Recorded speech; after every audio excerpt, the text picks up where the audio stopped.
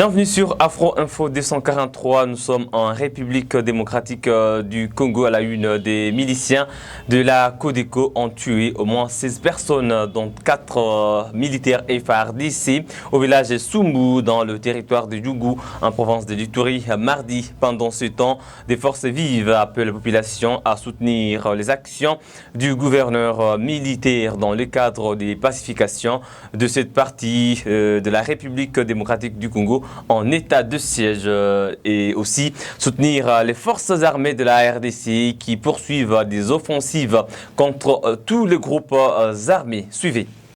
La société civile Forces vives de l'Ituri s'est dit satisfaite de l'engagement de l'administration militaire dans l'éradication des violences et des antivalaires dans cette province. Action qui répond favorablement aux cris d'alarme de la population, a dit l'ingénieur Dieudonné Lossa, son coordonnateur, dans une déclaration. C'est mardi. À nos jours, la société civile Forces vives de l'Ituri est reconnaissante des manifestations de bonne foi de l'autorité provinciale à faveur de la demande des paisibles citoyens.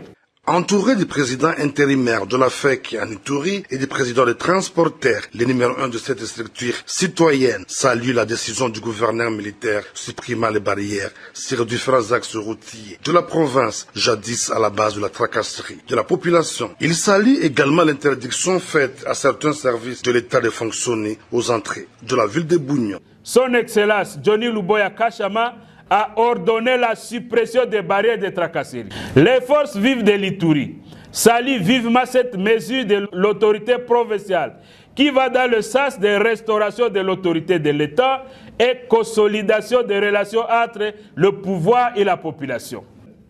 Les forces vives de l'Ituri invitent la population à accompagner les actions des gouverneurs en assurant le monitoring par rapport aux présentes mesures afin d'encourager l'autorité provinciale à aller jusqu'au bout, car la route est encore longue. Même son de cloche pour le président intérimaire de la FEC en Ituri, Daniel Mugissa, appelle ses membres à accompagner l'administration militaire en payant convenablement les taxes et impôts. Son Excellence, Monsieur le gouverneur de la province de l'Ituri, m'a promis que d'ici là quelques jours, il va mettre fin, il va faire fuir les tracasseurs. C'est quelque chose à saluer. Sans aucun doute, l'état de siège permet de régler de nombreux problèmes jadis décriés en province de l'Ituri. Restons dans la province de l'Ituri et toujours dans le territoire de Djougou où une attaque sanglante menée par la milice Zaïre avait fait au moins 26 morts. La semaine dernière, la MONUSCO a hélicopté du 12 au 13 août 2022 de Djougou à Bounia, chef-lieu de la province, 16 blessés, en tout cas grièvement. Suivez dans cette vidéo les détails.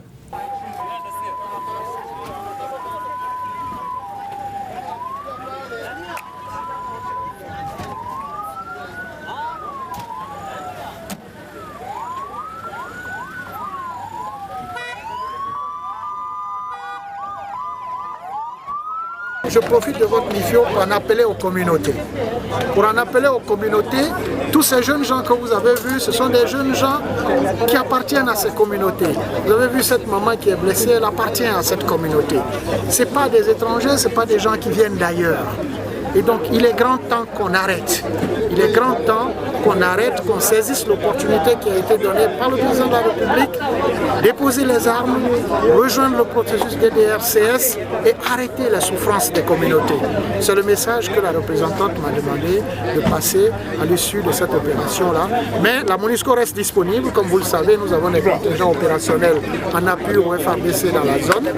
Mais aussi, nous continuons à soutenir du point de vue humanitaire si nécessaire.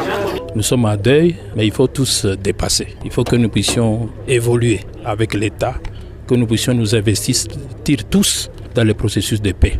Mais nous remercions le gouvernement de la République, nous remercions notre partenaire, la MONUSCO, qui a mis la logistique appropriée pour que ça puisse nous permettre d'assurer une prise en charge valable des blessés.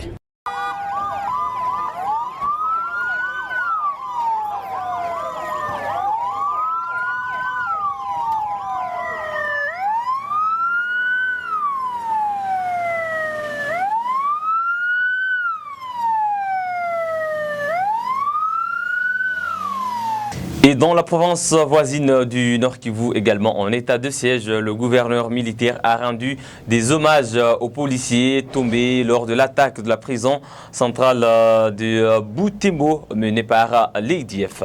Ce 16 août 2022, à la morgue de l'hôpital général de référence de Matanda, le comité provincial de sécurité élargi aux autorités urbaines de Butembo et les familles des disparus ont rendu des hommages dignes aux 2 policiers tués lors de l'attaque de type ADF à la prison de Kakwangura la nuit du 9 au 10 août à Butembo. Dans son horizon funèbre, la police nationale congolaise Butembo a regretté cette perte humaine qui ne restera pas impunie, plutôt qui encourage la police à travailler pour mériter la confiance de la population. C'est pour moi ici l'occasion d'adresser mes vives félicitations à tous les policiers qui ont été déployés en ce lieu, malgré cette perte, car ils ont fait montre de leur bravoure en tuant dans les rangs de l'ennemi et en blessant plusieurs autres. Rien ne peut donc nous démoraliser. Bien au contraire, je demande à tous les policiers de doubler la vigilance et les efforts voulus pour poursuivre notre noble mission de sécurité publique pour continuer à mériter la confiance de l'autorité et du peuple.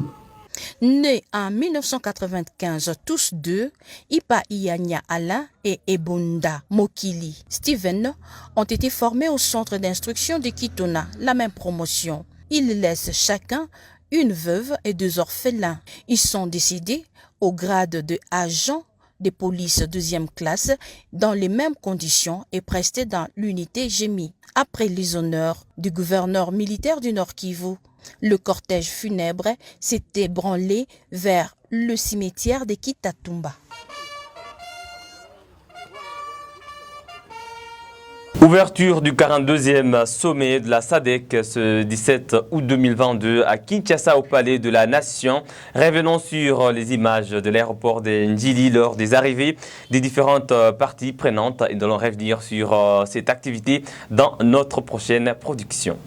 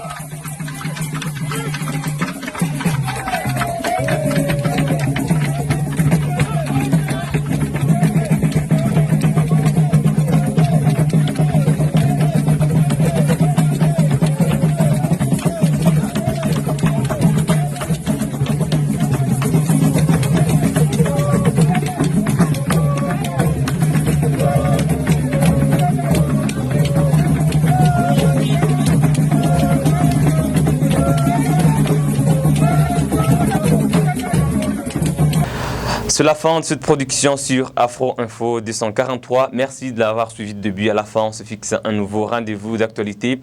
Abonnez-vous à Afro Info 243 en cliquant tout simplement sur s'abonner. Activez la cloche des notifications. Laissez un j'aime sur la vidéo et partagez-la si elle vous a plu. À très bientôt pour une autre production.